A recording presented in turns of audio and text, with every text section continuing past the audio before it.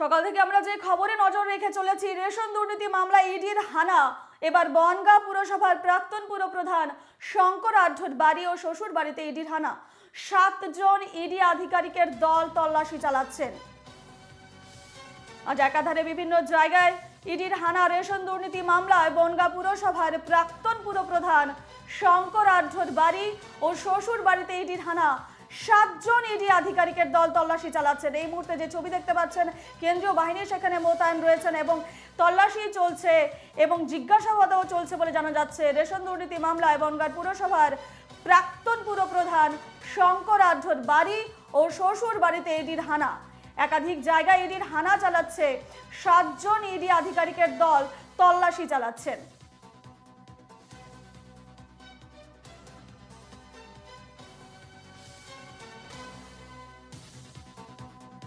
Ration দুর্নীতি মামলায় বনগাঁ পুরসভার প্রাক্তন পুরপ্রধান শঙ্কর আঢ্যর বাড়ি ও শ্বশুর বাড়িতে ইডির হানা। আমরা এই খবরে নজর রাখবো।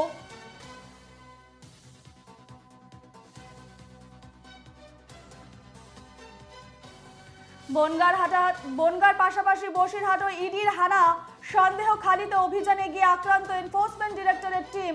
আক্রান্ত সিআরপিএফ ও তৃণমূল নেতা তথা উত্তর 24 পরগনা জেলা পরিষদের মৎস্য কর্মাধ্যক্ষ শেখ শাহজাহান।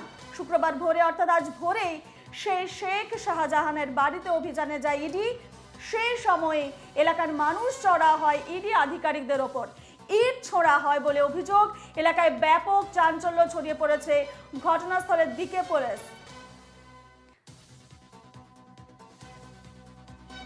এদিকে সন্দেশখালীতে ইডির হানা। সন্দেশখালীতে অভিযানে গিয়ে আক্রান্ত এনফোর্সমেন্ট ডিরেক্টরেট টিম। আক্রান্ত সিআরপিএফ ও তৃণমূল নেতা তথা উত্তর 24 পরগনা জেলা পরিষদের মৎস্য কর্মাধ্যক্ষ শেখ শাহজাহানের বাড়িতে ইডির হানা।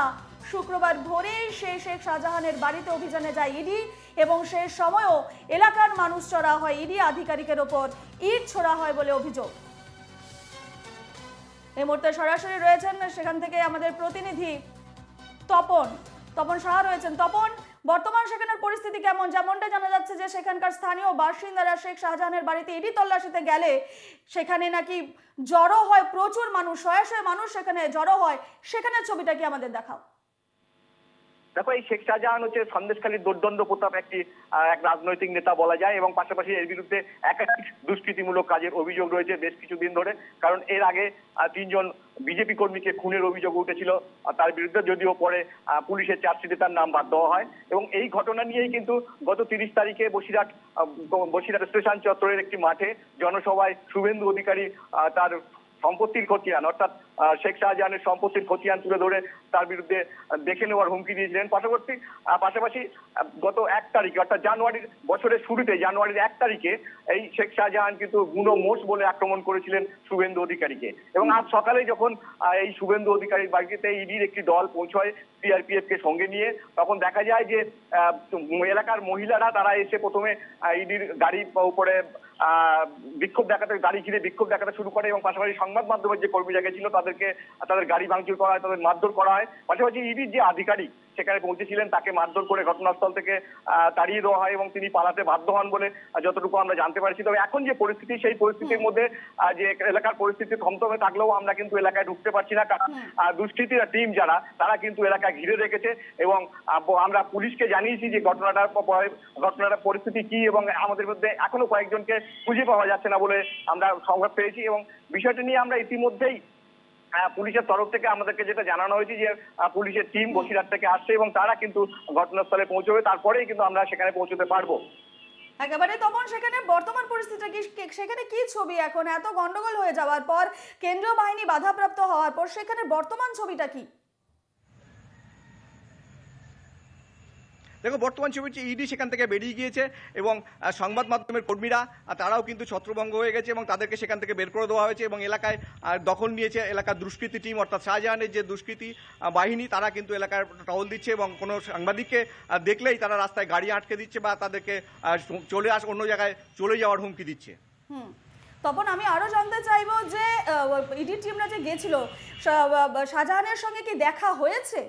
তাদের কি কোনো কথাবার্তা হয়েছে বা বাড়িতে প্রবেশ করা সম্ভব হয়েছে, তল্লাশি চালানো সম্ভব হয়েছে? দেখো, এই বিষয়টা আমরা এখনো জানতে পারিনি। তার কারণ হচ্ছে যেহেতু ইডি টিম যখন গেছিল তারপরে কিন্তু দরজায় ধাক্কাধাক্কি করেছিল এবং তারপর কিন্তু তাদের উপরে আক্রমণ হয় বলে আমরা জেনেছি এবং অ্যাসিস্ট্যান্ট ডিরেক্টর পদমর্যাদার একজন অফিসার বা যিনি রেশন দুর্নীতিকাণ্ডের আইও ছিলেন, তাকে কিন্তু মারধর করা হয়েছে বলে আমরা জানতে পেরেছি।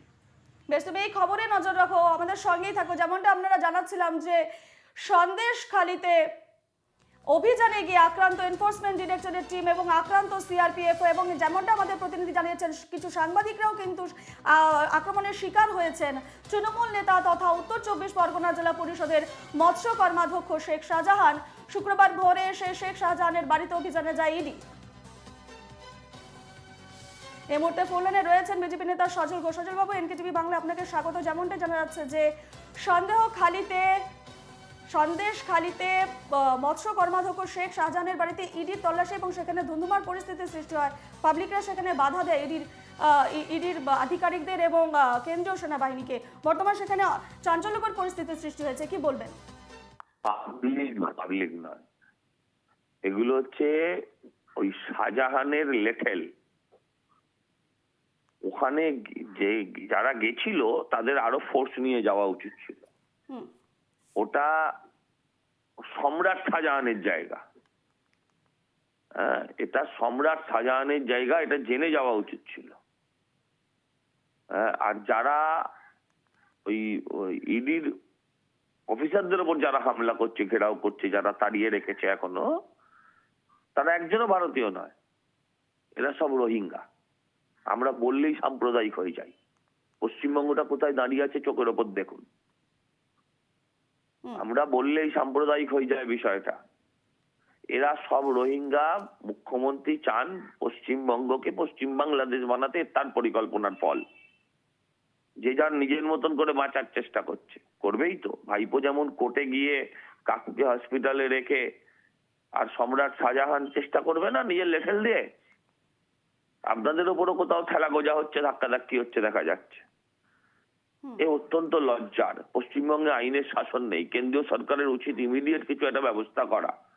ইডি ঢুকতে পারছে না। ভারতবর্ষে কোথাও হয়েছে এই ঘটনা? ভারতবর্ষে আর কোন রাজ্যে কোথাও এই ঘটনা ঘটেছে? ইডি গিয়ে বিক্ষোভের মুখে পড়ছে।